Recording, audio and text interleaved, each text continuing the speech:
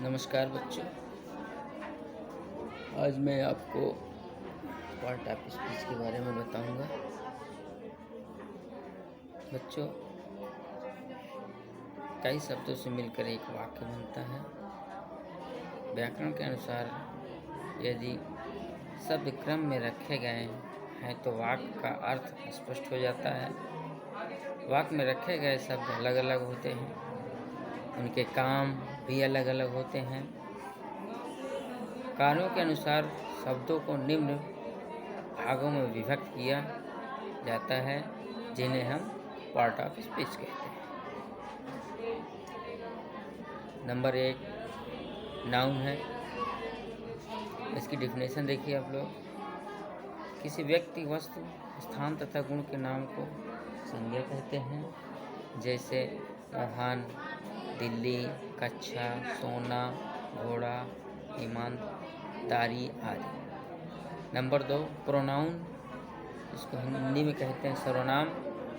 जो शब्द संज्ञा के स्थान पर वाक्य में प्रयोग किए जाते हैं उन्हें प्रोनाउन कहते हैं, जैसे मैं, तुम, वह, मेरा, हमारा आदि।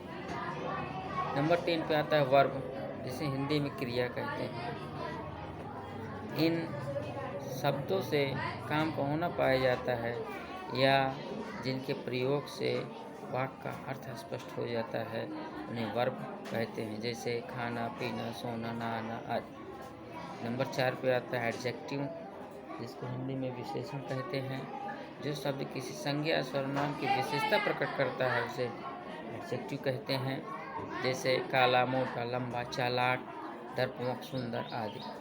नंबर 5 पे आता है एडवर्ब, जिसको हम क्रिया विशेषण कहते हैं। जो शब्द किसी विशेषण क्रिया या किसी अन्य क्रिया विशेषण की विशेषता बताता है वह क्रिया विशेषण कहलाता है, जैसे धीरे धीरे, बहुत अधिकता से, शांतिपूर्वक आदि।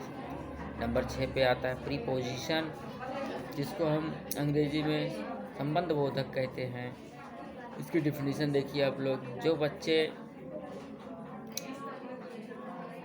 ध्यान दीजिए आप लोग। जो शब्द किसी संज्ञा या सर्वनाम के पूर्व प्रयुक्त होते हैं, किसी दूसरी संज्ञा या सर्वनाम से उसका संबंध प्रकट किया जाता है, वह शब्द प्रीपोजिशन कहलाता है, जैसे मैं, पर, मैं आदि।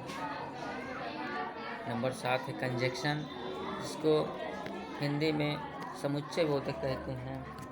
इसकी डेफिनेशन आप लोग देखिए। जो शब्द किन्हीं दो उपवाक्यों को जोड़कर या दो नाउन को जोड़कर अथवा दो प्रोनाउन को जोड़कर एक बड़े वाक्य के रूप में बदलते हैं उन्हें कंजक्शन कहते हैं। नंबर 8 पे इंटरजेक्शन आता है। इसकी डेफिनेशन क्या है? भाव प्रकट करने वाले वे शब्द जिसे आश्चर्य, दुख या हर्ष प्रकट होता है इंटरजेक्शन कहलाता है, जैसे आहा, ओहो, अरे, वाह, शाबाश आदि। बच्चों, आज क्लास यहीं समाप्त होती है।